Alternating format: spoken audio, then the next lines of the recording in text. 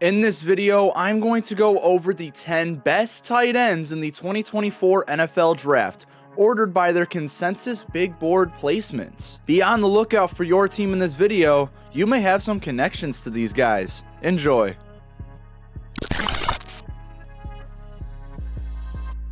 The easy tight end one in this class is Georgia tight end Brock Bowers, a guy who's been looked at since after his freshman year. Bowers recently came back from an injury and showed all scouts that he's still that guy. Bowers is a true dual threat. On the receiving end of things, he's such a phenomenal yak receiver who showcases great athleticism after the catch. When receiving the catch, he's got very nice hands and contested catch abilities, being a top-tier red zone threat for the NFL.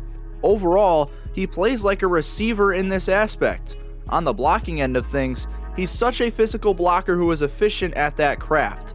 Now, he does line up separate from the line of scrimmage at times, so in the NFL, his blocking won't be as important. But still, it's great for a tight end to be great caliber in both aspects of offense. On the negative end of things, he's a little small for a tight end, and blocking will naturally become harder for him in the NFL. That's all I got on the script for negatives. Bowers is basically a reincarnation of George Kittle, but he has the potential to be better than him. Bowers is one of two tight ends with a mock draft placement, as he is mocked 18th to the Cincinnati Bengals. From athletic tight end to athletic tight end, Ja'Tavion Sanders is tight end 2 in this class according to consensus. Sanders possesses a very nice combination of great traits, and honestly, he's overshadowed by Bowers in this class. As I said, Sanders possesses very nice athleticism. He's a top-tier yak threat with very nice elusiveness and vision across the second and third levels of the field. Because of his athleticism, he has some fantastic alignment versatility, being placed by the line, in the slot, or even as a wideout. He's such a gifted player overall, and it reflects in his ability to receive. Now, here's where his problem sits. He's a solid blocker in college, but solid won't be enough to be effective in the NFL. He struggles with knockback and might have a tendency to be pancaked.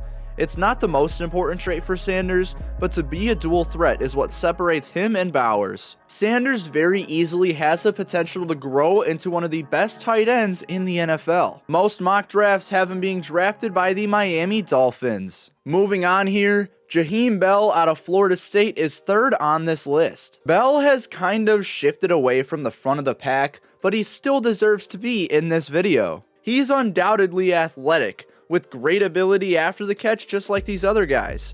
His athleticism definitely translates to solid route running as well, with short area explosiveness helping him get out of breaks fast. He's also got great length, which contributes to his fantastic catch radius. On the downside, he's 6'3", 239 pounds. Automatically, that screams not so great blocker, and he's not. He struggles to absorb contact and likely won't see a lot of run blocking snaps as a sixth lineman. Also, his versatility is not being utilized with Florida State as much as it was with South Carolina, so there are questions in that aspect as well. Bell almost acted as a running back with South Carolina, but as we've gotten to know him with Florida State, he is a pure pass catcher. Common mocks have him going to either the Bears or the Seahawks. Cade Stover from Ohio State is the most experienced guy on this list, making his way to 4th. Stover has been a big name at Ohio State for a couple of years, and trust me, it's for good reason. Stover is the second guy I can actually call a dual threat on this list. Blocking seems to be the prevalent trait, as using his huge frame, he's a physical blocker with some outstanding play strength. His physicality also shows in the receiving game, being a nice contested catch guy and a nice option in the red zone. On the flip side, Stover's not the greatest athletically. He's not a great route runner, as with his physicality just not being enough to create separation, his athleticism won't be a trait to rely on there.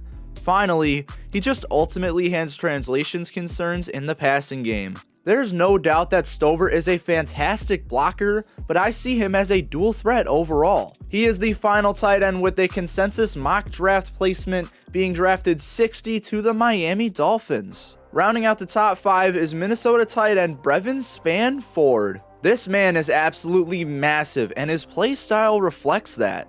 Spann Ford is surprisingly a dual threat option, being an able blocker and an able receiver. Beginning with the blocking end of things, his 6'7", 270 frame will help him translate as a powerful blocker, possibly even a 6th lineman in some situations. As a receiver, he's got phenomenal body control for his size, and naturally, his catch radius is very high. He's also a nice open field threat, primarily because he's so hard to tackle physically. Negatively, his blocking technique consists of a fantastic knockback, and that's about it. His overall consistency also needs to be polished.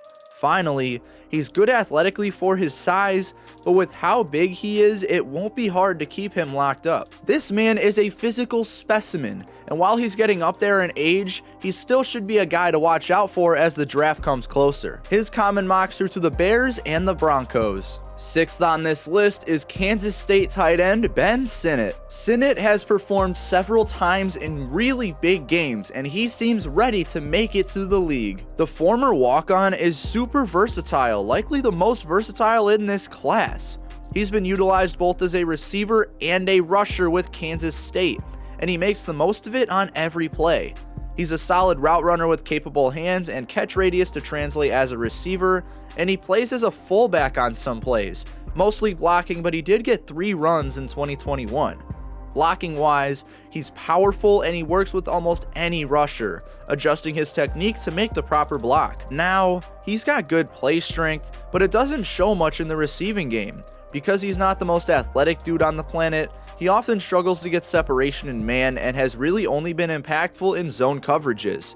Despite that, he still requires a good amount of defenders to come with him. Sinnott has proved himself a lot since walking onto the college scene, and man, he is talented. The Browns are the most common draft spot for Sinnott. Penn State's Theo Johnson makes his appearance on this list in 7th place. While I have not dove into this guy's film yet, this man seems like a stud. Johnson is more of a receiving tight end than anything.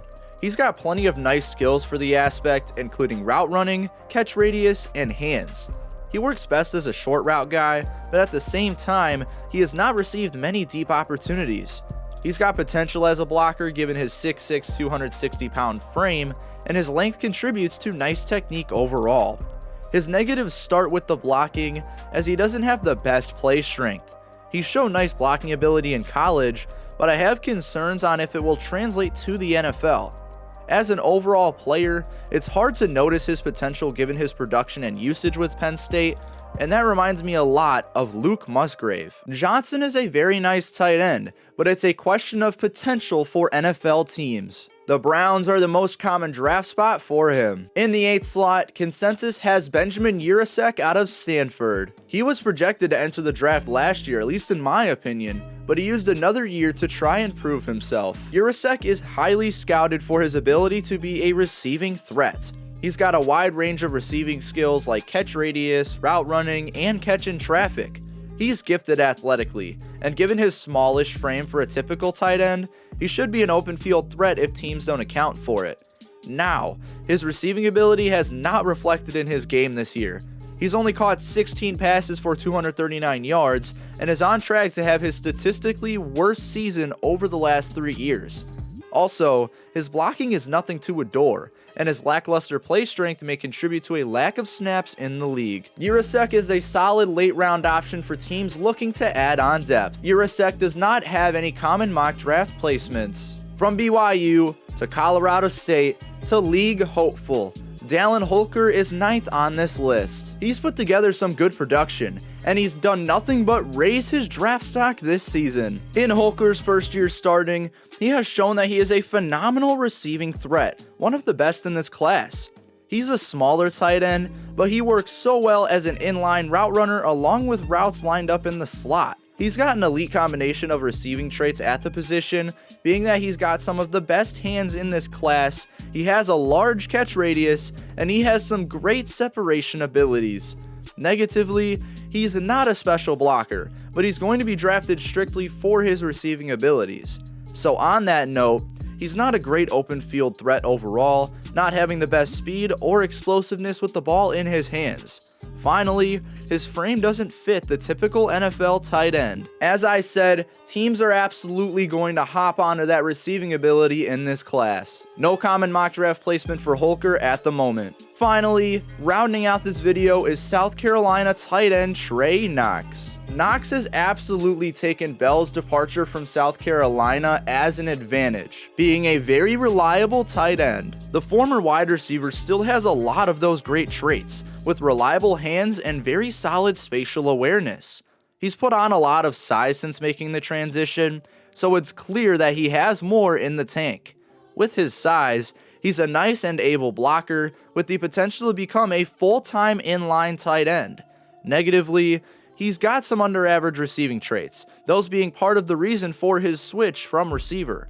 His separation abilities aren't anything to love, and with his athleticism starting to deteriorate, he's not a great open field threat.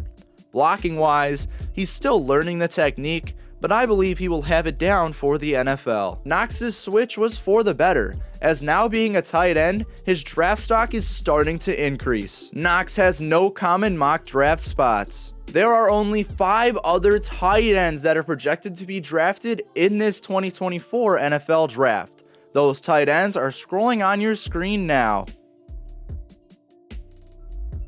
Well, that's all I got for you guys today. Thank you guys so much for watching this video.